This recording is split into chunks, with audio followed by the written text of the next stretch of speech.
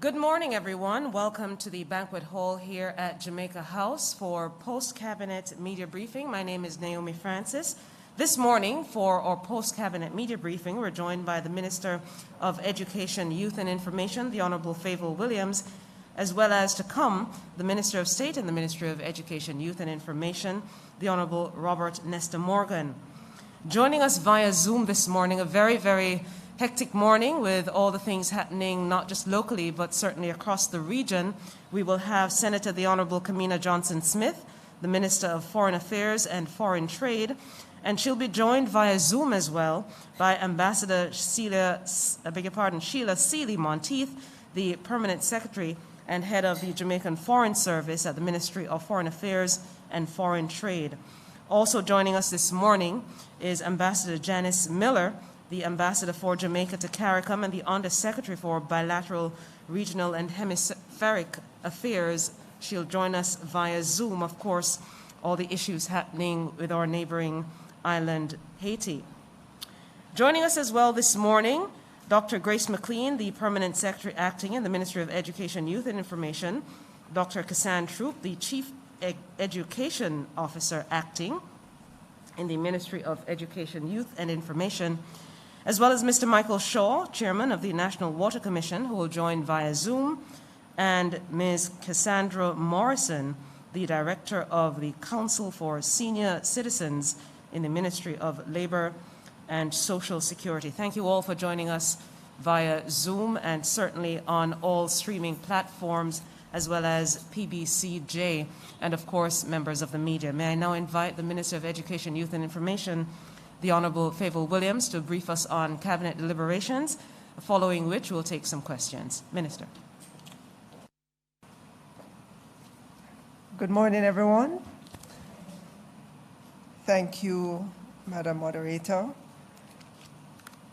Let me acknowledge the Honorable Robert Nesta Morgan, Minister of State in the Ministry of Education, Youth and Information, Senator the Honorable Kamina Johnson-Smith, Minister of Foreign Affairs and Foreign Trade, and her team. Let me acknowledge as well Dr. Grace McLean, our Permanent Secretary Acting from the Ministry of Education, Youth and Information, as well as Dr. Cassandra Troop, Chief Education Officer Acting, also at the Ministry of Education, Youth and Information, and the team that's here this morning from the ministry. Let me acknowledge as well Mr. Michael Shaw, Chairman, National Water Commission. He's on via Zoom, and Ms. Cassandra Morrison, Director of the Council for Senior Citizens from the Ministry of Labor and Social Security. We will begin with the decisions from Cabinet. First up is the implementation of an electronic system of land title registration. Cabinet gave approval for the implementation of an electronic land titling project at the National Land Agency, NLA. The project is to be incorporated into the Public Sector Investment Program. The Ministry of Finance and the Public Service will accommodate the implementation of the project over a 6-year period to commence in the 2021-2022 financial year. The implementation of this program will result in the complete phasing out of physical certificates of title and their replacement with electronic certificates of title. The implementation of an electronic land registration system will assist in improving Jamaica's rank in the World Doing Business report under the Registering Property Index and contribute to the government's target of securing top ranking. Currently, Jamaica is ranked 85 out of 190 countries, and the implementation of the electronic land registration would save time, reduce human resource requirements, and provide opportunities for further collaboration with Tax Administration Jamaica and other ministries, departments, and agencies with a view to reducing or eliminating connected transactional processes external to the NLA. Cabinet also gave approval for the revised national policy for senior citizens for tabling as a white paper in the Houses of Parliament and noted the intention for the Ministry of Labour and Social Security to develop legislation for the care and protection of older persons. In Jamaica, the cohort of persons 60 years and over is growing and is projected to account for 16% of the population by 2030 and 22% by 2050. Persons in this cohort demand greater levels of goods and services, specifically from the government. Given the significant informality in the labor market and the fact that many would not have contributed to any pension scheme, there's a high prevalence of poverty within this group. The revision of the policy is in keeping with the commitment of the government to implement the comprehensive social protection strategy, including adequate safety nets and social protection floor that mitigates the risks to economic and social development. The policy will be implemented over a period of 10 years, and the National Council for Senior Citizens will be responsible for monitoring and implementation of the policy and associated programs.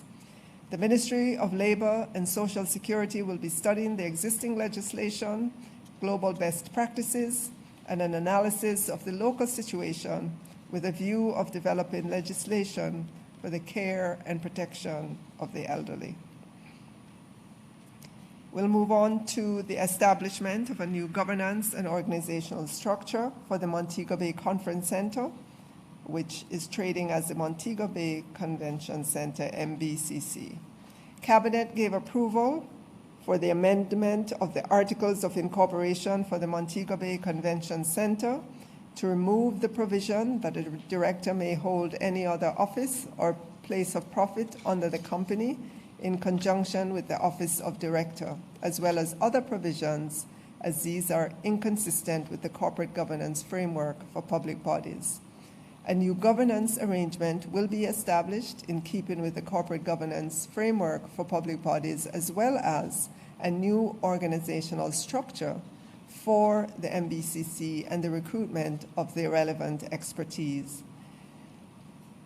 The MBCC was established as a subsidiary company of the Urban Development Corporation, UDC, having been incorporated under the Companies Act as a limited liability company on October 15, 2010.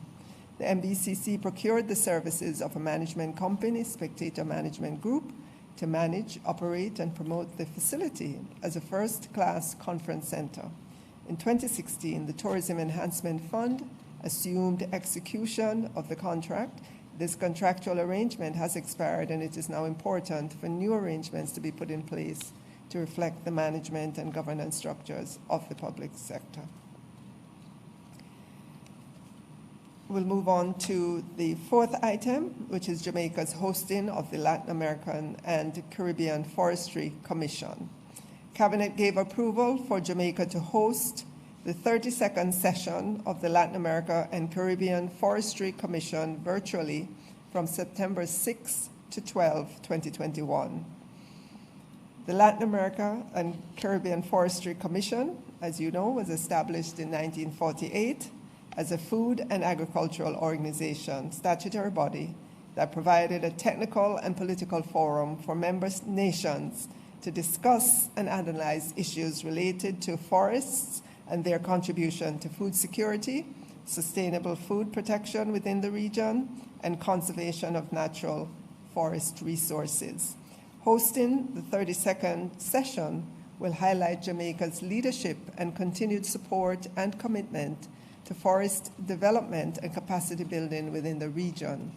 It will also increase the visibility and work of the local forestry sector and strengthen regional and international partnerships and networks with the forestry sector. The expected outcomes and recommendations of the session will inform the work of the FAO in forestry within the Latin American and Caribbean region, the 2022 Forestry Conference in Rome, Italy, and the Regional Conference for Latin America and the Caribbean. The Chief Executive Officer and Conservator of Forests in the Forestry Department will chair the session. In terms of reports, Cabinet received and approved the following annual reports and or financial statements to be tabled in Parliament. Jamaica Bauxite Institute Limited, 2019-2021. Jamaica Intellectual Property Office, JIPO, 2009, 2010, and 2010-2011. Financial Services Commission, March 31, 2020. Nutrition Products Limited, 2019-2020. Court of Appeal, 2020. Tourism Product Development, 2017-2018. Milk River Bath, 2019-2020. And the Consolidated Fund, March 31, 2021. We move on to major contracts. Cabinet gave approval for the award of a contract for road and drainage rehabilitation works from Corner Gate to Wood Hall in St. Catherine in the amount of $121.7 million, and that contract was awarded to Dwight's Construction Limited. Cabinet also gave approval for the award of a contract for the renewal of a software subscription and support for eGov Jamaica Limited for a period of 12 months in the amount of US $795,940.55, inclusive of GCT, and that contract was awarded to IBM World Trade Corporation.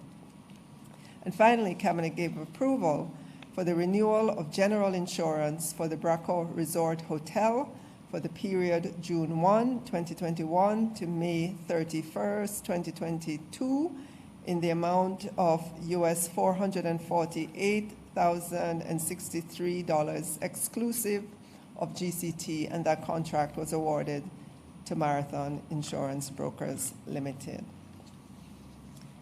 And from the education sector, I just wanted to give you an update on our Recover Smarter National Summer School program. And we would have released information, but we just want to give you the latest data. As you're aware, due to the inclement weather associated with the passage of Tropical Storm Elsa, the start of face-to-face summer school was delayed by a day to yesterday being Tuesday, July 6, 2021.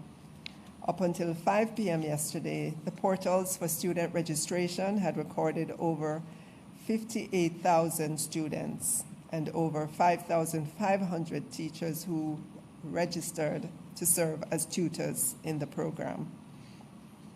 The regional teams at the Ministry of Education, Youth and Information would have mapped over 22,000 of these students with over 1,100 tutors in approximately 380 schools across the island, and many of those will be coming online today as well. Other groups will report today and Thursday as we continue to be mindful of the COVID-19 protocols.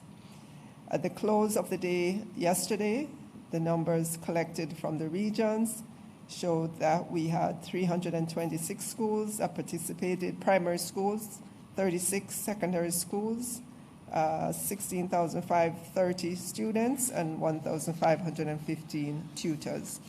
In terms of the online component across the 3 online platforms, today, Learning Hub, Edufocal, and One-on-One, we're seeing participation of almost 27,000 students so far into the program.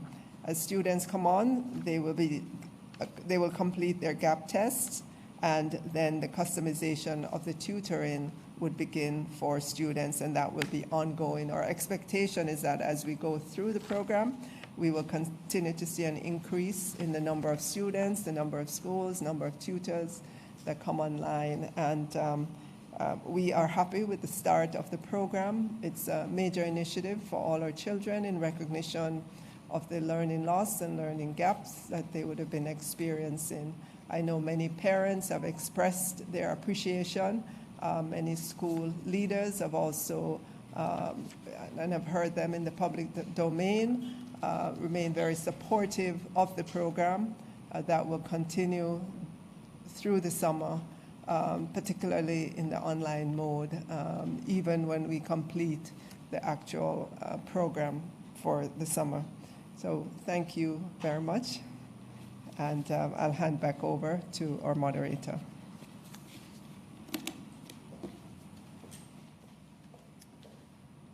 Thank you so much, Minister, for your comprehensive update. May I welcome also Mr. Mark Barnett, the President of the National Water Commission, who will also be joining us on Zoom to answer any questions concerning the update, of course, provided by the Prime Minister, the Most Honourable Andrew Holness, yesterday in Parliament concerning the impact of Tropical Storm Elsa on the country. And so, ladies and gentlemen of the media, may I then ask that you pose your questions to Minister. There are several resource persons on our Zoom call as well who may be able to shed some light on other questions that you may have apart from what the Minister raised this morning. So I'm on the Zoom, and I ask you to just use the raise hand feature to indicate whether or not you have any questions for either Minister, the Honourable Favour Williams, or State Minister, the Honourable Robert Nesta Morgan. So I'm looking, and I have not yet seen anyone raising hand. All right. Well, Nadine Wilson-Harris, good morning to you. Your question, please. Good morning. I am from the Gleaner. I have three questions. First of all, I wanted to find out, should parliamentarians who are under investigation for serious allegations of illicit enrichment, as cited in the Integrity Commission report, be named and perhaps recuse themselves while such investigations are underway? That's my first question. Also, I'd want to find out the timeline for execution of the master plan drainage overhaul of Marcus Garvey Drive that was estimated for more than 20 billion, and the source of funding for that project. And thirdly, just wanted a response to the assassination of Haiti president this morning. And just wanted also if the minister could address the concern that CARICOM and Jamaica in particular have had a negligible influence on Haiti's political unrest and vaccine crisis. Thank you.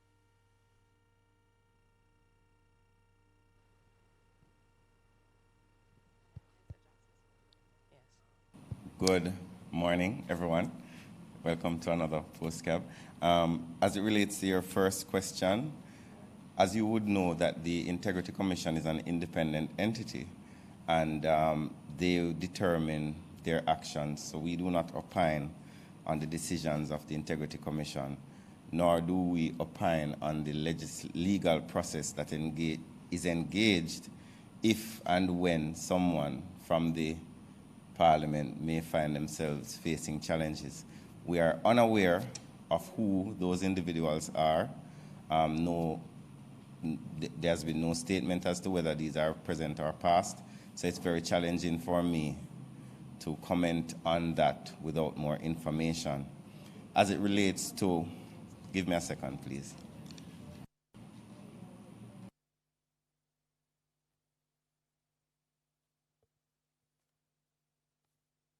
Haiti, I think the minister is on, is that correct? Yes. So Minister Johnson-Smith will address that matter shortly. She's supposed to be on.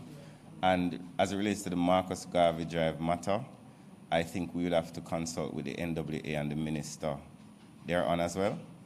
So we can have the NWA address that? The NWC is on. No, we're talking about Marcus Garvey Drive. Right, so NWA is not on this morning, so we may be able to get the information. Right, so we will have to speak to Mr. Warmington to get you that information regarding Marcus Garvey Drive in detail. What was your other question?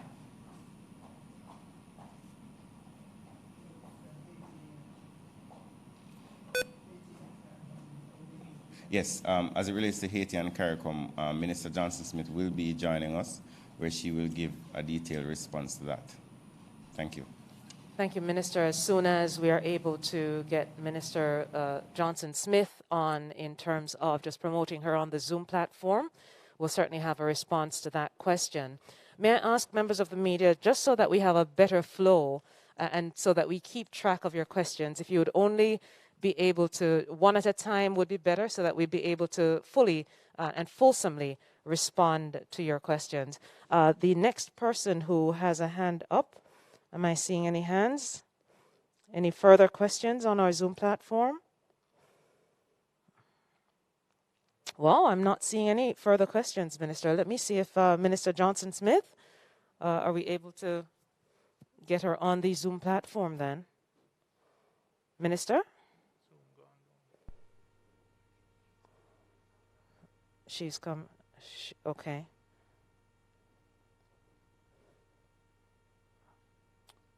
I see no further hands raised by members of the media concerning questions this morning.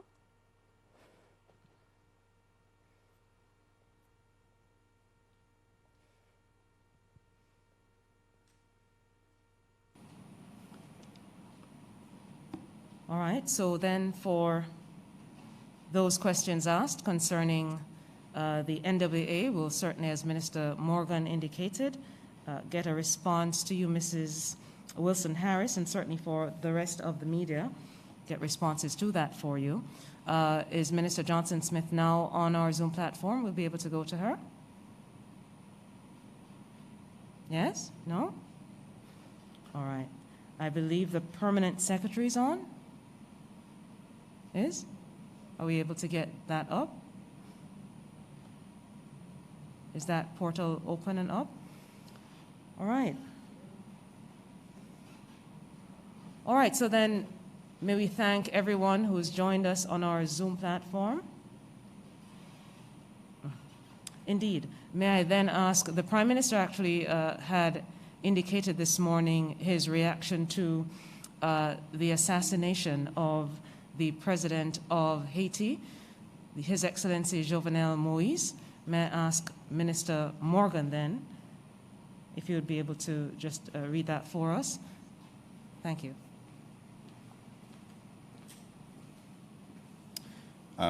Must apologize for the absence of Minister Johnson-Smith. I know she wanted to be on, but as you are aware, the President of Haiti, based on news reports, was assassinated, and the Prime Minister has made a short comment on it, expressing his condolences. The Prime Minister mentioned that he met President Moïse on several occasions, particularly within the context of CARICOM, and found him to be committed to seeing Haiti take her place within the world.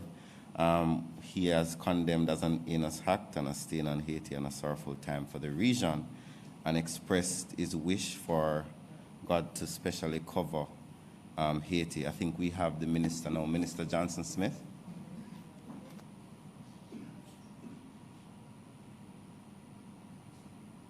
Thank you, Minister Johnson-Smith, for joining us. You may go ahead. Yes, thank you very much. Just had a few technical difficulties this morning.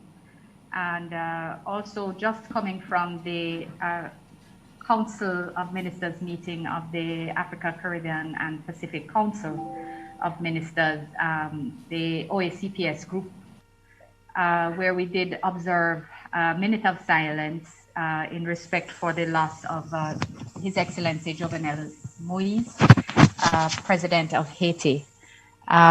We all woke to the shocking news of the early morning assassination of the president. And this has indeed left us all in Jamaica and across the region, indeed, in mourning. And we also, of course, deeply regret that we have also learned that his wife has also succumbed to her injuries, so that the First Lady, Her Excellency Martine Moïse, has also been lost to their country and to the region. Now, Prime Minister Holness has communicated his own sadness on this tragedy that has befallen Haiti and its people. And we convey our deepest condolences to the people of Haiti and to the family of President Moïse. Jamaica wishes to reiterate its solidarity and support to our sister country, to our neighbor, to our fellow CARICOM country and its people at this terrible time, as well as to members of the Haitian community who currently reside in Jamaica. all of us in the region have been closely watching the developments in our sister country, Haiti, and we have been offering our support and best wishes for their return to peace and stability. We continue to await additional news on developments, including any action to be taken by CARICOM or indeed other regional and hemispheric organizations, noting that the United Nations, the OAS, and indeed CARICOM have all recently spoken and or issued reports in respect of matters there. So again, we express our deep regret, our sadness, our condolences, in sympathies, and indeed our prayers to the government and people of Haiti, and indeed to the family of President Moise and his wife. Thank you very much. Thank you very much, Minister Johnson-Smith. I will allow, are there any follow-up questions from the reporter? Minister, thank you. I see no hands raised from members of the media who, Tanisha Mundul from the Gleaner as well has a follow-up. Then, Tanisha, good morning. Good morning. It's not a follow-up. It's not a follow-up. It's a new question actually for the minister. Okay, go ahead, please. Good morning, Minister. Hey, Tanisha, good morning. This question is for Minister Johnson. My question is in relation to the shipwright agreement. I would like to. Are you hearing me? Yes, we're hearing you. Okay. Minister, I'd like to know if the government will be publishing the full text of the amendment agreement because of its grave implications for freedom and the constitutional rights of Jamaicans. So the first point that I wish to make is that the agreement has not been amended. And I, in fact, had asked that media houses that reported it as amended should correct same, because what we have stated at every stage of our discussions is that the amendment remains in place and unchanged. What we have been working with our bilateral partners, United States of America, to complete our protocols, new protocols and procedures for implementation of the agreement. And this is what has been agreed. So we have new protocols for the exchange of information, for the process which takes place in respect of interception and detention of our nationals pursuant to the agreement, again, the terms of which remain the same. And the procedures, of course, are specific to security operations and to legal procedures in respect of the prosecution of these matters.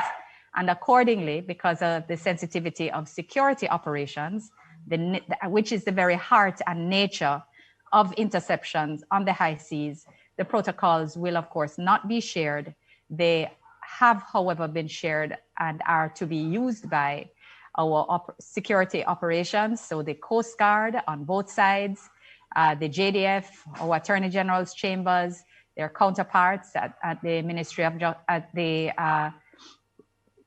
the Justice Department on the US side, the Director of Public Prosecution's Office on this side, as well as their counterpart on that side. So the protocols are about how we implement and not any amendment to the agreement themselves. So thanks for the great opportunity to clarify that information for the Jamaican public. Thank you. Thank you very much, Minister. And Thank you. No further. I think we're... Hello, I have another question. Yes, go ahead, please. Yes. This is in relation to the amended Extradition Act. I want to know how the government is responding to concerns that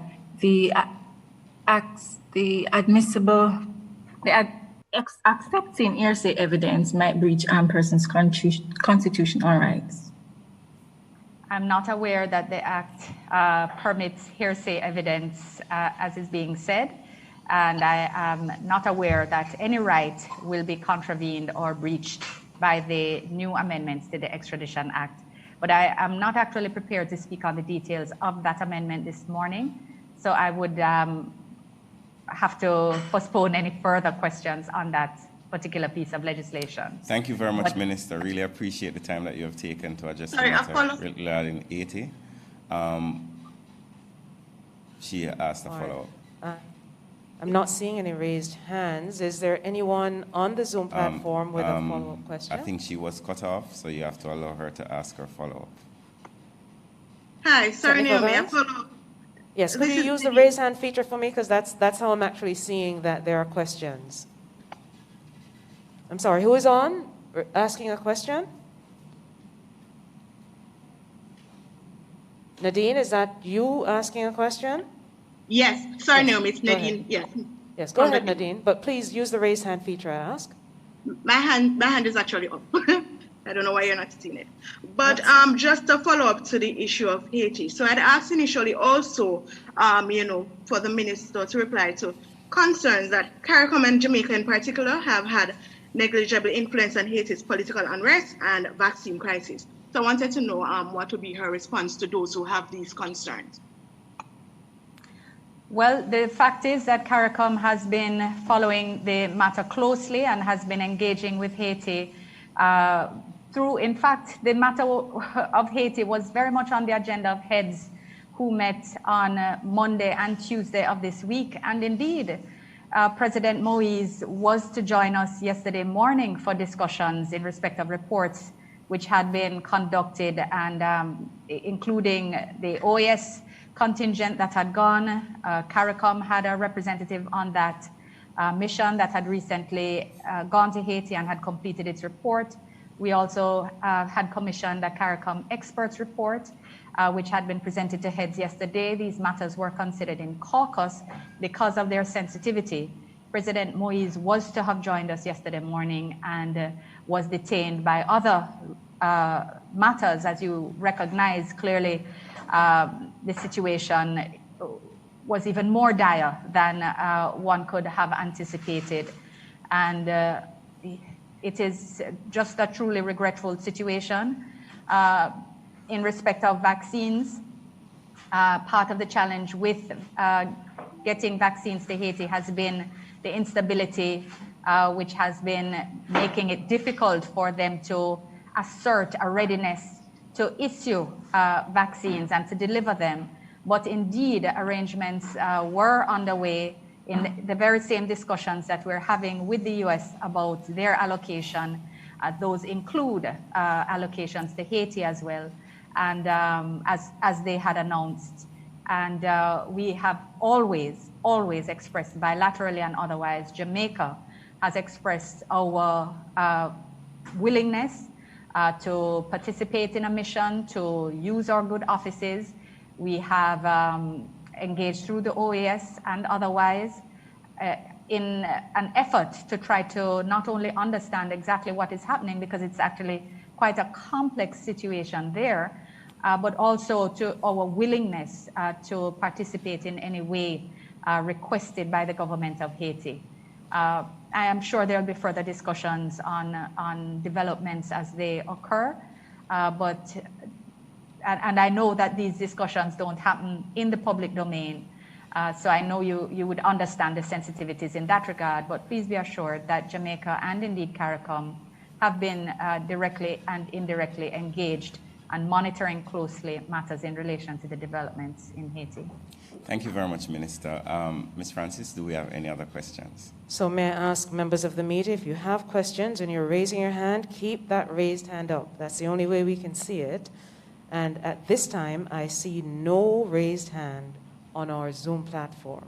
Thank you very much, Ms. So Francis. therefore, we can close. And thanks to the Minister for joining us at very short notice, and also to Minister Favour Williams, who gave her presentation, on all the support staff, including members of the media, for joining us for another series in our series of post-cabinet press briefings.